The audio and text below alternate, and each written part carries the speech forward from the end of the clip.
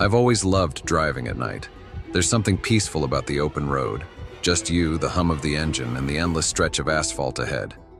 But after what happened a few years ago, I no longer drive alone at night, especially not on highways that cut through the middle of nowhere. It was late, well past midnight, and I was on my way home from a work trip. I had chosen to take a quieter highway to avoid traffic, a two-lane road that cut through miles of dense forest. It was the kind of road where you could drive for miles without seeing another car. The darkness was almost suffocating, the only illumination coming from my headlights and the faint glow of the stars above. My fuel gauge was dipping below a quarter tank, and I figured I should stop at the next station I saw. That's when I spotted it, a small gas station on the side of the road, its neon sign flickering weakly. The place looked old, like it hadn't been updated in decades. The pumps were rusted, the asphalt cracked, but the sign clearly said open. I didn't see any other cars, but I assumed the attendant was inside. I pulled in, turned off the engine, and stepped out. The moment my feet touched the ground, I felt something off. The air was still, unnaturally so. No wind, no crickets, no rustling of trees, just a dead silence that made my skin prickle. I hesitated, glancing around. The station was dimly lit, the interior visible through the large glass windows. There was a man behind the counter, standing perfectly still. As I approached the door, I could see him more clearly. He was staring at me, completely motionless, his eyes dark and unreadable. His face was too pale, his features somehow wrong. I hesitated.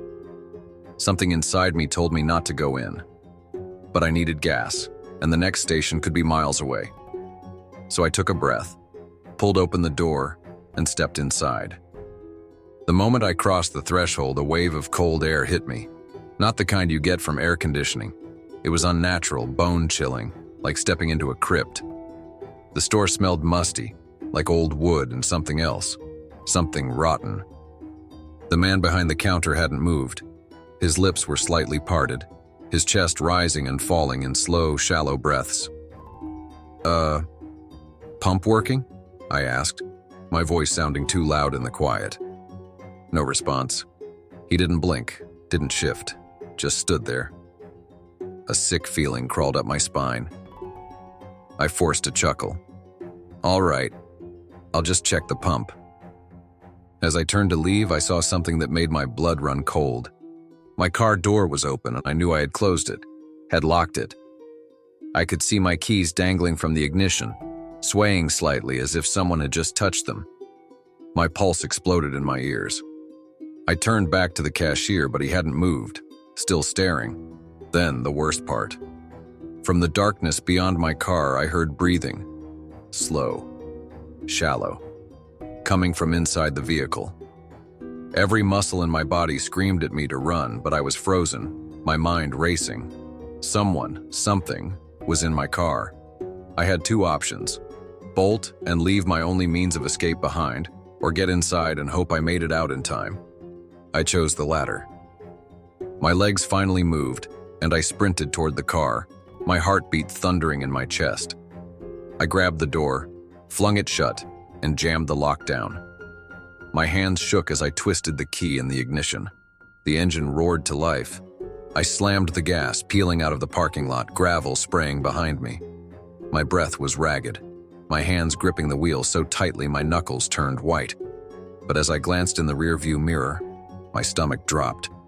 For a split second I saw it, a figure in the back seat. Shadowy, twisted, its limbs too long, its head cocked unnaturally to the side. Then, nothing. It was gone. I drove like a madman, my foot pressing the gas as hard as it could go.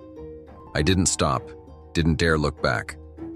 Only when I reached a well-lit truck stop miles away did I finally pull over, my body trembling uncontrollably.